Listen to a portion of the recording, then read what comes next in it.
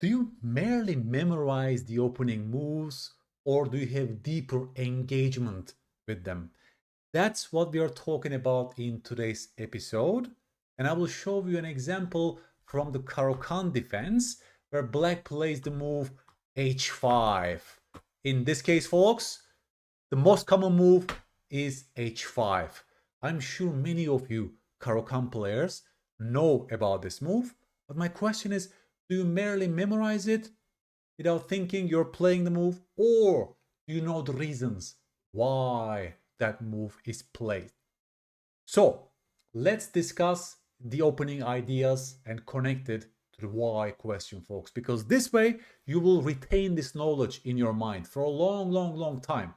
On the other hand, if you merely memorize the moves because the engine told you so, then you will forget about them very soon. Okay, folks? So this actually is a series. You can check the previous episodes on this playlist. And this is the third episode, if I'm not wrong, about this concept of understanding the reasons why those moves are played. I will show you two very instructive games today to highlight my points. And I will do my best to give you all the ideas behind the move h5. Folks, let's put it this way. h5 gains space on the king side, and we want to go h4 to chase away the knight on g3. Sometimes you even want to go h3 and disrupt black's king side. That's first of all the first observations about the move h5. It seems like it's going against the opening principles, right? We are told to develop our pieces, play for the center, castle our king as soon as possible. So why the hell are they playing h5? There must be a reason behind this move. This instructive game highlights the point. What if white ignores us? What if white keeps on developing their army like this? Well, we go h4 and that knight on g3 is chased away to the e2 square. From here, the knight's already blocking the queen. It's not really well placed. And we can even follow this up with the move, you tell me, h3, right? h4 comes with tempo. Thus, we have free hand to get this alpha 0 pawn on h3. Alpha 0 also was an expert in pushing the h-pawn early on in its games against Stockfish. I'm sure many of you chess nerds know about the alpha 0 pawn, the h-pawn rolling forward. What did we gain from this? Well, if white takes the pawn, then they can no longer castle, and their kingside structure has been ruined, and we also open up our rook, right? You see the point. Thus, white usually goes g3. But now we have this beautiful alpha 0 pawn, like a fishbone pawn on h3, that almost serves like a piece. It's a very annoying pawn for the white king, basically. Plus, the entire diagonal has been weakened. In this game, black is showing us a beautiful punishment for that. And can you, for example, formulate a plan for black? What should black play in this position, folks? Yes, another pawn move. Black keeps going against opening principles, but there's a coherent plan behind these moves. What's the next move, folks? You tell me. You stop the video. How do we take advantage of this diagonal? Yes, a multi-purpose move c5. We want to trap the bishop on b3, plus we want to get our bishop on this beautiful diagonal, right? Now you see why black keeps on playing with pawns, right? It's a beautiful exception, folks, because if you look at black's play so far, they're almost only play with their pawns, right?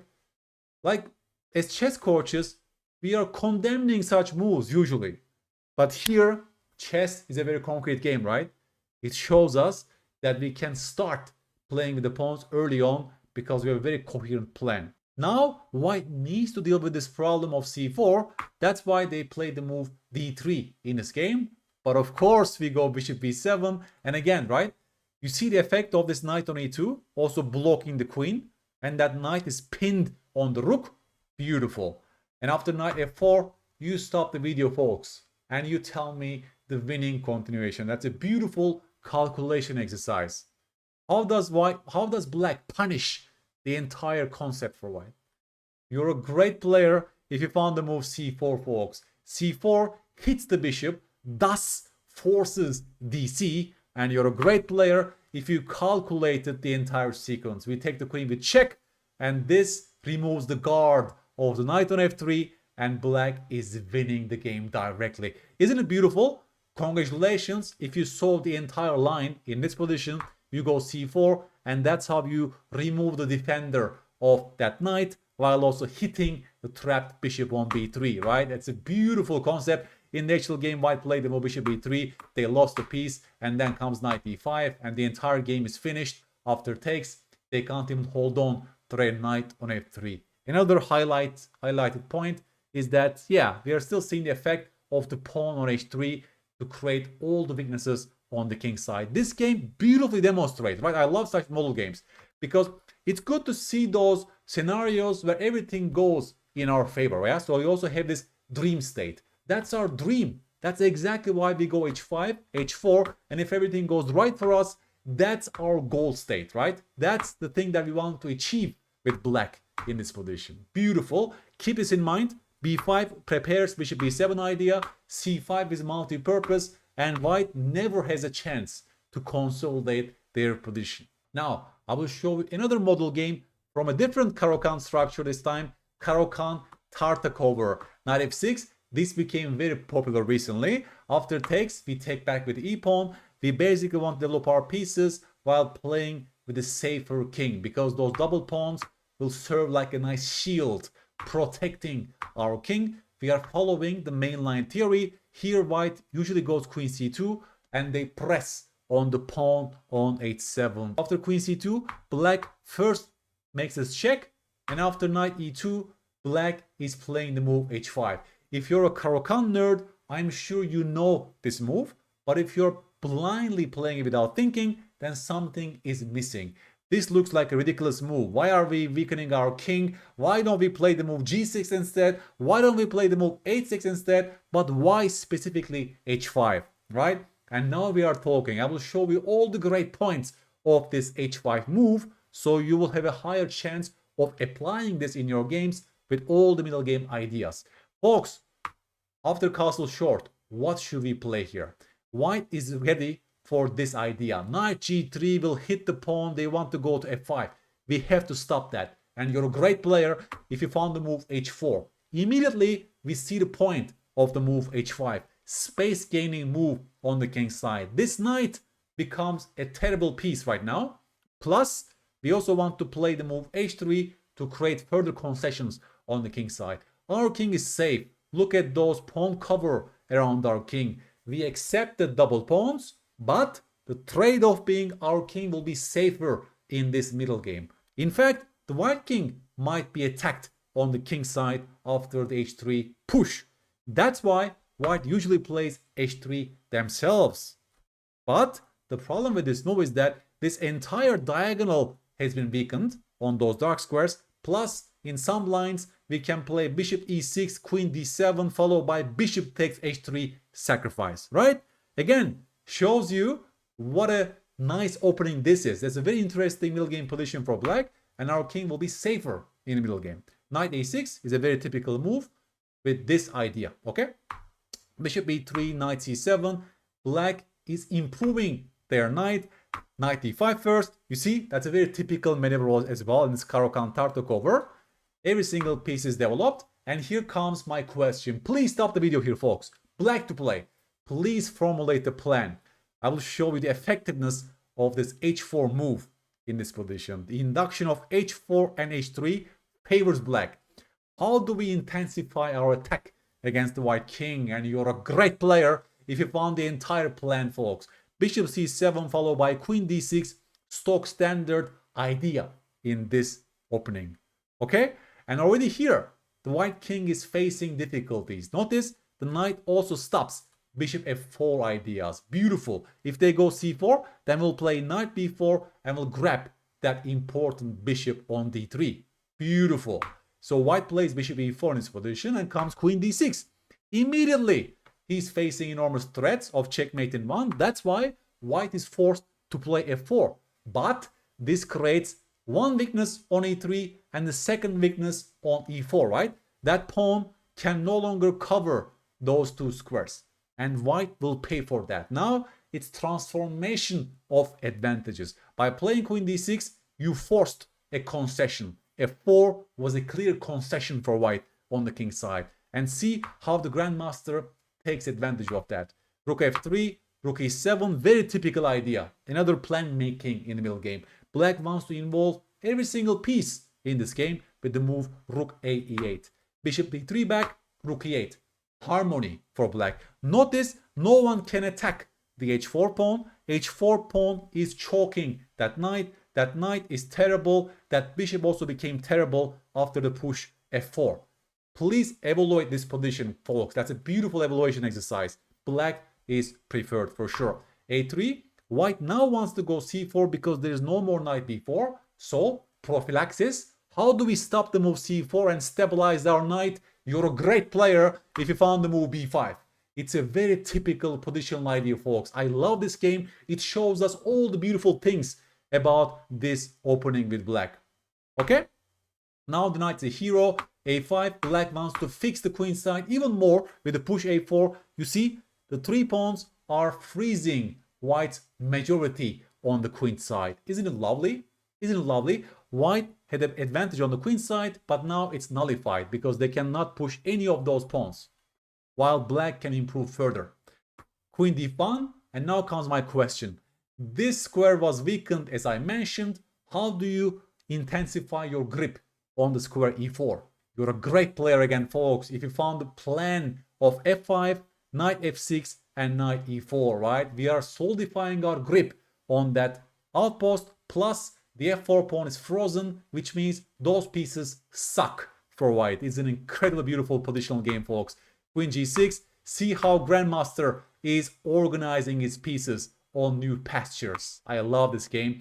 White wants to improve the knight like this. That's the only positive plan for white. But notice, black bishop also improved in 2 moves. See how black is playing this position in a very beautiful fashion. Knight e5 hits the queen just drops back. There's only a single knight that is good, but that will be chased away soon with the move f6. Black is full domination, folks. I love this game. I love this game, folks. Knight e4. And here comes, right, the final phase. Knight paves the way for the push f6. And we are chasing away white's only active piece, right?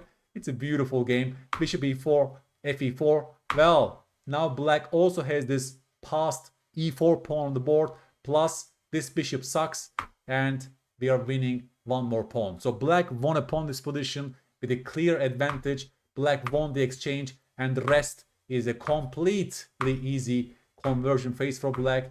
White has no counterplay. Nothing is going on in white's favor. And the final phase was this. After knight f5, the queen was hit, but white also missed the push e3, and black is gaining more material. Black is an extra bishop, and black won the game. White resigned very, very quickly, folks. I'll just show you how white lost this game. Right, the rest is not so important. The final piece joins the attack. After rook e2, white resigned, because if you grab the rook, then you lose after queen takes g3. So these 2 instructive games must give you some idea of why they are playing the move h5 early on, right? Space gaining, stopping knight g3s, inducing h3 ideas. This pawn is not so easy for white to attack, and we intensify our pressure on the king side. Of course, white can try different things against early h5s. For example, if they play h4 directly here, folks, to stop our h-pawn, then the drawback is that our bishop is getting this beautiful juicy g4 square while also pinning the knight, and we get ready to get the pawn to e6, and our bishop is outside of the pawn chain. So every reaction by white has a drawback. That's the point, right? h4 allows bishop g4, and I'll just show you very, very quickly. Black is a very, very fine game, right? Black can play this position in several different ways. The queen is intensifying the attack on the knight. Everything is just so logical for black. We are playing for the c5 break. If they take our bishop, it's actually quite a bad position for white, because after g3 again, right, we intensify our kingside push, and if they take the pawn, then their king is not safe. Otherwise, we reached and we grabbed more space on the king side. Black has no problems whatsoever. In this position after h5, if they try h3 instead, then we will play h4. Again, space gaining move on the king side, and this knight is pushed around basically, right? That knight can no longer control those 2 squares, and pieces are getting in the way for white. We can even contribute bishop f5 again, right? Very simple idea. We want to get the pieces out. We want to play e6 or e5 depending on what white does. If white plays d4 in this position, folks, then we can play even the move bishop e4. That's a very interesting idea for black. Immediately putting pressure on the white pieces. And if they attack the bishop, then they are losing the pawn on d4, right? Again, you see the effect of this setup for black. We are not giving time to white to consolidate, and we get instant advantages in this position. There's not an easy way for white to fight. Maybe d3 comes to mind, but then they are blocking their bishop, right? Another concession for white. It's a very interesting setup for black, in fact. Now we can even play e5 and gain more space on the king side. Can white grab the pawn on e5, folks? Please blunder check. They cannot, because if they grab the pawn, then they are losing the knight to queen a5 check. You must know your tactical patterns as well, right? So if they can't grab the pawn, then we can have a beautiful pawn in the center of the board. We can defend it. Again, free development for black. Black has no worries whatsoever. I will show you. We can even castle short, and the pawn is protected. We have extra space. You see how our central pawn and the h4 pawn is giving us all the space in this position. There is nothing to worry about for black in this line as well.